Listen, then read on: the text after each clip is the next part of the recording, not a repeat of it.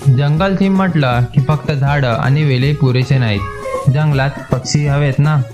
चला आज एक सुंदर पक्षी बनवूया. पार्ट 11 मध्ये आपण आपल्या मोरासाठी सुंदर मोरपीस तयार केली होती. आज आपल्या जंगल थीम मध्ये अजून एक छोटा पण महत्त्वाचा एलिमेंट ऍड करणार आहोत, पक्षी. सर्वात आधी कार्डबोर्ड बॉक्सवर पक्षीचा आकार काढून घेतला आहे आणि तो व्यवस्थित कापून घेतला आहे. आता हा आकार पक्षीच्या दोन्ही बाजूंना अशा प्रकारे चिटकावून घेतला आहे.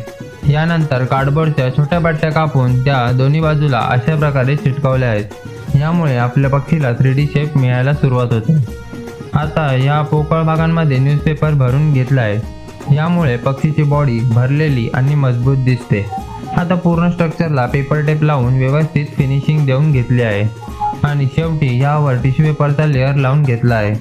आता हा पूर्णपणे सुकू देणार आहोत.